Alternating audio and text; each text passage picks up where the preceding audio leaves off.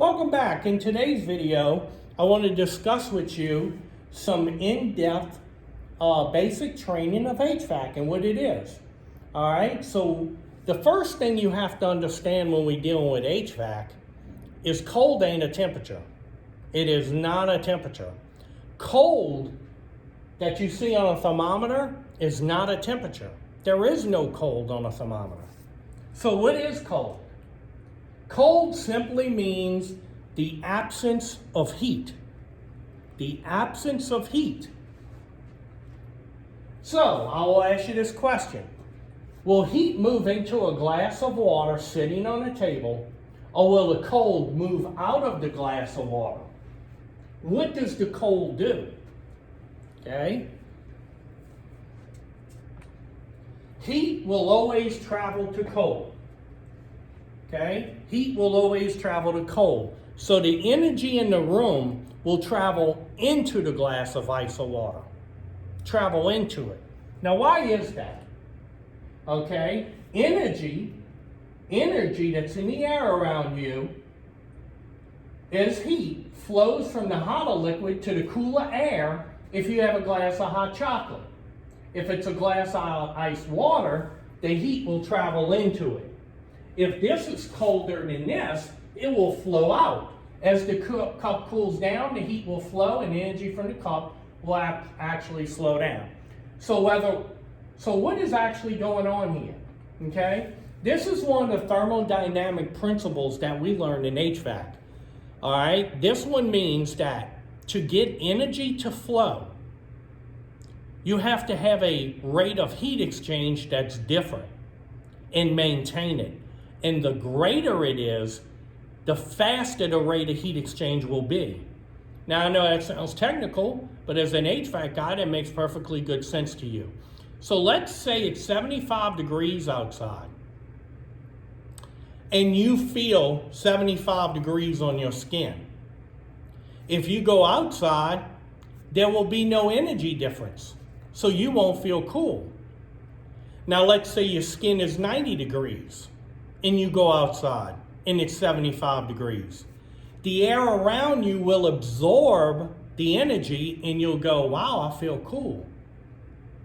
There was a rate of heat exchange right there that was different. Now, let's change it. Let's say your skin is 90, and you go outside, and it's 30 degrees. There's a greater difference in the rate of heat exchange. So when you go outside now, the colder air will absorb the heat quicker out of your body. Why? Because heat always goes to cold. And that's what we do. As HVAC guys, we understand that if we want to take warm food in your refrigerator and cool it, we have to remove the heat from the food to a cooler place. If it's air conditioning, it'll go from your warmer house, like your kitchen, and go outside. What is frozen? In HVAC, we understand that frozen is not just ice. Other things are frozen too. We are around frozen objects all day long. Let's look at copper. All right? Let's look at copper, for instance. Let's say we had some copper, okay? You know this is frozen. Okay, we know water freezes at 32, but what about copper? How's that frozen? It doesn't even feel cold in my hand. Well, we understand that it's frozen. Metals, like copper, have a different melting point. Let's look at that. Here is copper, and it actually melts at 1983 degrees. So when you go below that, it will freeze and become frozen and solid again. Other properties of copper, it can be formed and stretched into different intricate surfaces without breaking. Copper is a metal with very high thermoelectrical conductivity, but check this out. We know water boils at 212 in that normal ATM, atmospheric pressure. We'll talk about that in a second. But look at copper. It boils at 5,301 degrees. It melts into a liquid at 1984. And below that, it can freeze and become frozen as a solid. Now, in HVAC, people rely on the delicate balance of four things, and that's our job. As technicians in the HVAC industry, we are about temperature, humidity, air movement, and air cleanliness.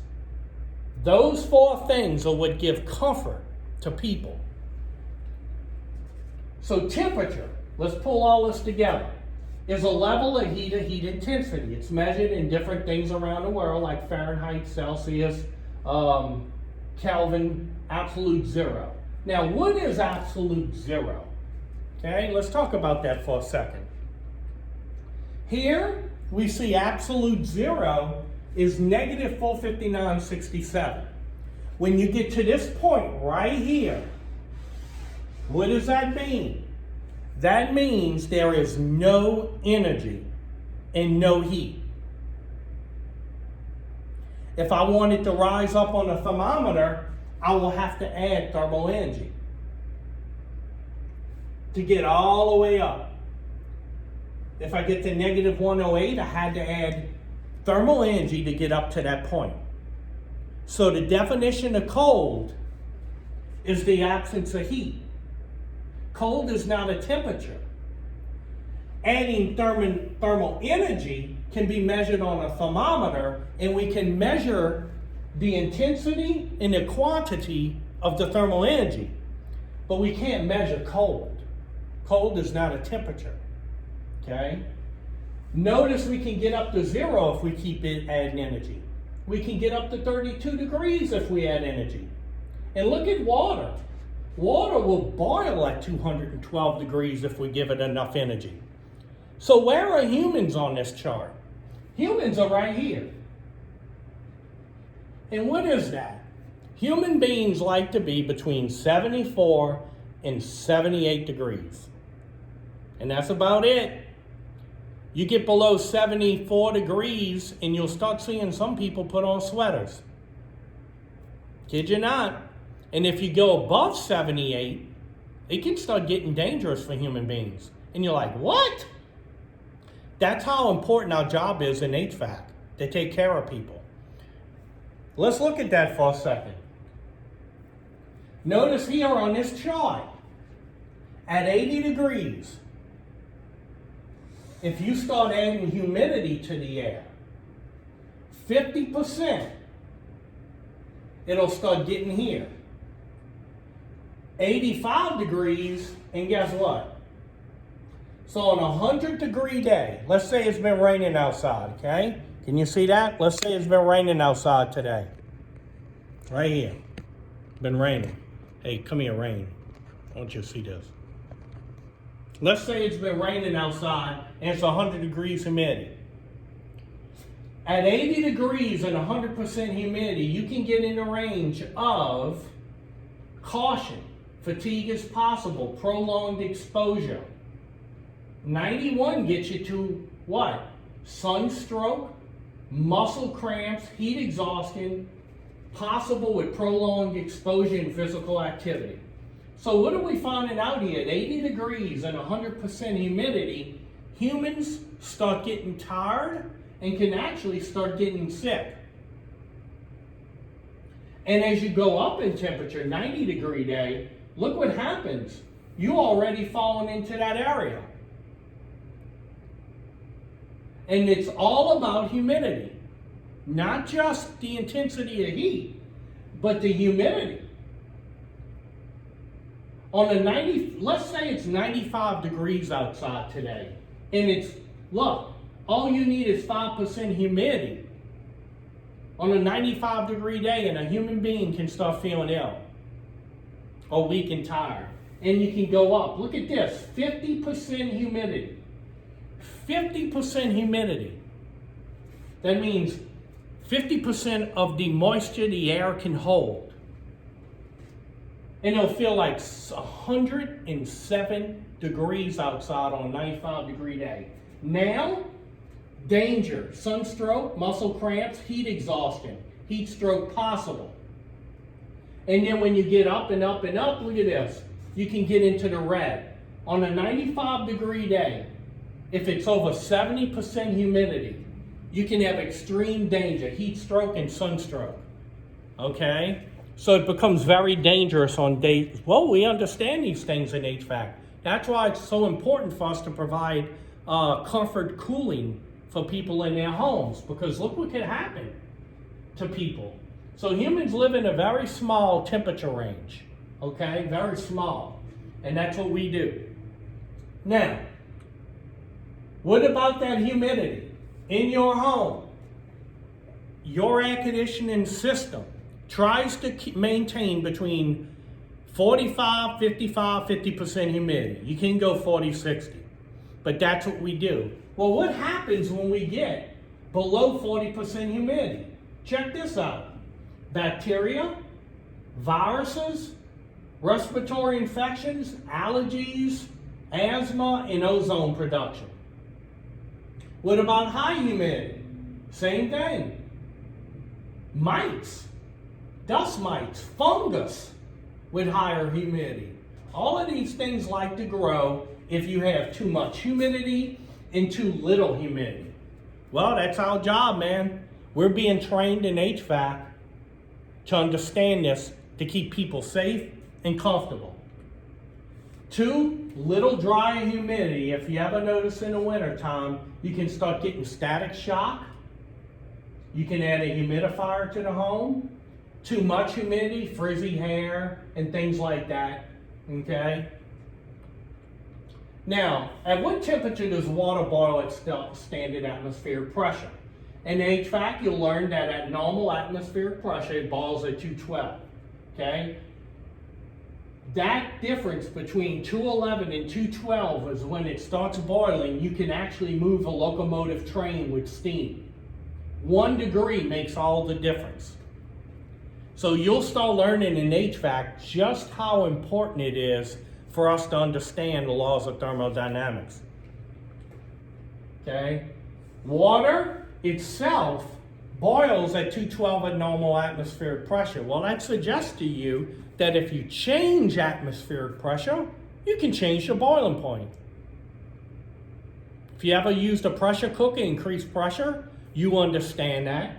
If you ever lowered the pressure, you could boil it. You go up in altitude and the boiling temperature goes down.